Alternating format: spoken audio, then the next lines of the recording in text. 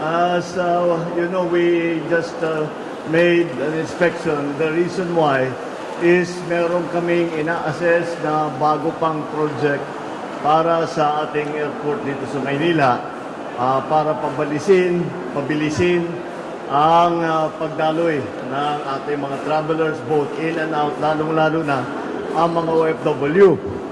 Nung pinag-aaralan namin at pinag-uusapan namin, the best way is to go and look for myself.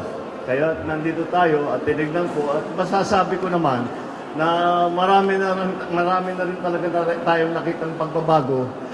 Especially, again, I'm always concerned dahil sa totoo naman, ang mga tigalabas, mga dayuhan na pumupunta rito, kung sila ba business traveler, sila turista, mabilis ang kanilang pagdaan sa airport at nakakalabas. Yung OFW ang inaalala namin.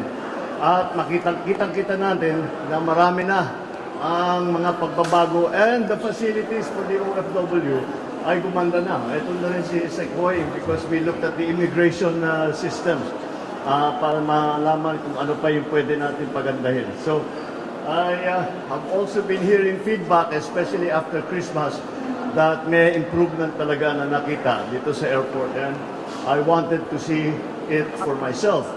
So not only was I able to see it for myself, but I also heard from the chairman of NNIC that we of all of the new continuing plans that he has to expand the airport so that we are able to handle and process more passengers, more travelers, more tourists, etc. And to make the experience as pleasant as possible. Alam naman natin, ang tourism industry ang isa sa ating dinidevelop.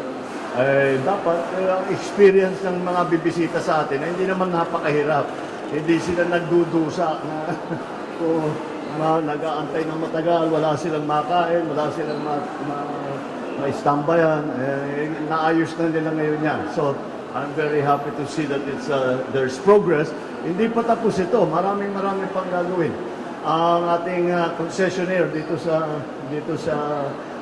airport, and I'm looking forward to seeing those. Mabilis naman gumalaw ang chairman at saka ating Secretary Vince. So I'm very optimistic that we will see results for that of those plans soon.